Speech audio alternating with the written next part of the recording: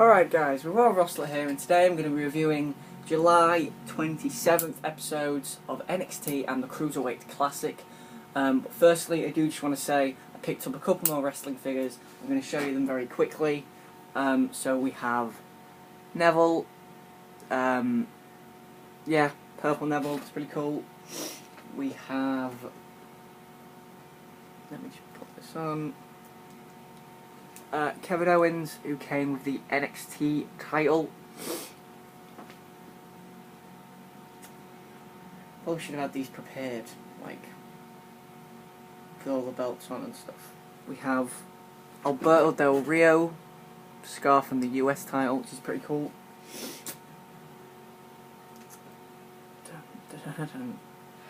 Samoa Joe, the current NXT champion, with a pretty bad face scan, to be honest. And Becky Lynch with again, not a great face scan, but the attire is pretty great. It's her unstoppable attire, from what I can tell. So anyway, this week's NXT honestly was the most forgettable episode of NXT in weeks. There was one big moment, which was the announcement that Shinsuke Nakamura would be facing Samoa Joe at NXT TakeOver Brooklyn. And the show kicked off with Shinsuke Nakamura as he took on Buddy Murphy. Yeah, it's Buddy Murphy. I thought this was fine. I think Nakamura makes squash matches look fun because he adds his own spin on things. So I think Murphy threw something at him like that, right? And Nakamura catches it. And I thought it was a kiss, weirdly, which was weird. And he catches it, and the crowd are saying to him, throw it back, throw it back. So Nakamura doesn't throw it back. He throws it on the ground and stamps on it. And then he beats Buddy Murphy in about 4 minutes. I thought this was a fun matchup. Rating matches like this is hard, so I'll say it was a 2-star match. It was a fun matchup. It accomplished what it needed to do. Nakamura is always fun to watch. One, of course, with the Kinshasa. Then we had Billie Kay taking on Santana Garrett, formerly known as Brittany, in TNA. And I thought that, again, this was a pretty cool matchup. Billie Kay won in about 3 minutes. Billie Kay was quite good here, actually. I feel like if there's if there is a competitor that is the most ready in NXT to go after the women's title after Brooklyn, it will probably be Billie Kay or Peyton Royce. Billie Kay looked really good here.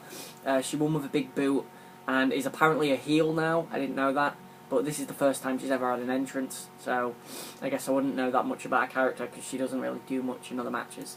I thought this, again, fine match, 2 stars. Santana Garrett has a lot of potential as a good babyface, though, which is shocking because she was a decent heel in TNA. Then we had TM61 as they took on, or as everybody knows them, the Mighty O'Neil, Shane Hasten, Nick Thorne, Mikey Nichols, who are now known as Shane Thorne and Nick Miller. That's it. Which I thought they kept getting the names wrong, which they weren't actually. I meant to change names. So they took on the team of Adrian Nails and I can't remember the other guy's name. I'm very sorry. They were local guys. They will not have another NXT match.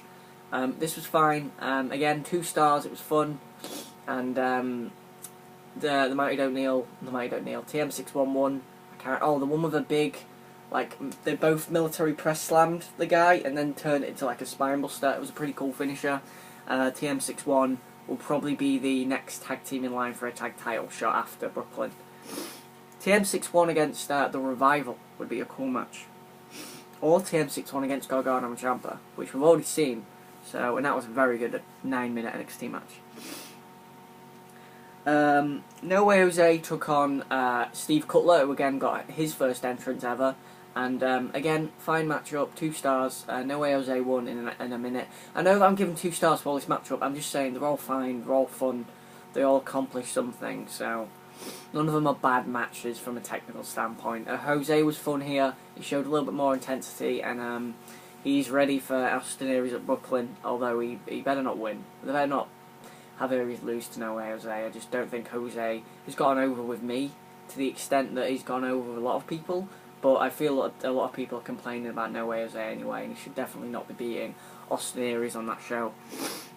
And the main event well, sort of. The last match on the show was Buddy Murphy against Kota Ibushi, the Shining Star. Had his first NXT match. I believe this will be his only NXT match as well. I know he's been signed to an NXT contract, but with the Cruiserweights coming to Raw, I imagine he'll be pushed to Raw very, very quickly, which in all honesty, SmackDown really needs some star power. Ibushi could bring that star power, which is why I think SmackDown should have the Cruiserweight title. But I digress. Ibushi beat Buddy Murphy with the Last Ride Powerbomb, Last Ride Sit-Out Powerbomb, which was it was a cool finish, and 2 stars again, fun stuff, nothing to complain about. It's Kota Ibushi.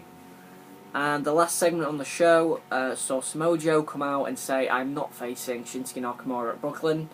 And then Regal said, "You are facing Shinsuke Nakamura at Brooklyn," and then the segment ended. So, well, Nakamura came out.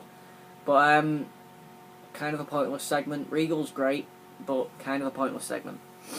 So that was NXT, the most forgettable episode in weeks. Because last week we had an important match with Bayley and Nia Jax. The week before we had an important match with Balor and Nakamura. The week before we had the 2 out of 3 falls tags. So definitely a kind of throwaway NXT. I wouldn't look forward to watching this again, to be honest.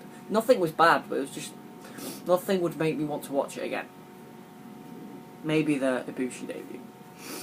So we moved on to the Cruiserweight Classic, and this was a much better show this week. Not the best show WWE put on this week. I believe that was Raw, but anyway, let's get into this. We start off with Zack Sabre Jr. Against Tyson Dux. I thought this was the best match on the show, best match of the night. Very, very good matchup from Zack Sabre Jr. His technical ability is second to none. Nearly literally, you could say. He has such a phenomenal grasp of escapology, and he reminds me of a Bret Hart crossed with an Owen Hart crossed with a Kurt Angle. That's this guy's great. And Sabre beat Tyson Dux with an Omniplata. Tyson Dux looked great here. Very, very good matchup. They shook hands after the matchup. Zack Sabre Jr. won with an Omniplata. Very good matchup. 3.25 stars. Very, very good stuff. Then we had Drew Gulak, who is one of my favourites, taking on Half Shearer.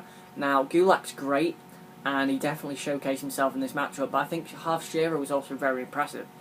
He countered a lot of Gulak's body scissors by crossing the legs and kind of putting the feet underneath his feet, which was causing pain. I thought that was really, really smart from Shearer.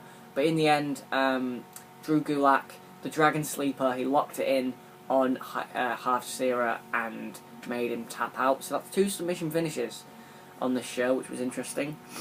Yeah, decent matchup. Drew Gulak advances and will be facing Zack Sabre Jr. in the next round. Damn it. It's going to be a great match, but damn, I wanted Gulak to go a little bit further. But yeah, decent matchup, 2 3/4 stars. Then we had Tony Nese against Anthony Bennett. Anthony Bennett didn't do much to impress me here, I'm going to be honest. Tony Nese is always, I think, pretty good. There was a bit of a worry at the end when Anthony Bennett got dropped on a power slam. Well, he didn't get dropped. Tony Nese hit a power slam and Bennett was down, and the referee checked on him for a minute and said, "Nese, don't do anything for a second, I've got to check on him." And then he said he was fine, and then Tony Nese hit a 450 splash. So the second 450 splash victory we've seen in this tournament after Lindsay Dorado's 450 last week, which was a better match than any match on this show, but it was a really, really good match last week. Tony Nese won, 450 splash. I give this again 2 3/4 stars. I think it was decent. I preferred the Gulak match, it's more my style. But decent matchup again. Tony Nese will be facing the winner of the next matchup, which would be Brian Kendrick, or the Brian Kendrick, taking on Raul Mendoza. Kendrick was playing a heel, which was interesting. I didn't think he would be playing a heel because Daniel Bryan was still really behind him, which was quite shocking. I know he's a good friend of Brian Kendrick's. They obviously trains together, trained by Shawn Michaels, but him favouring a heel is a little bit weird and goes against Daniel Bryan's whole character.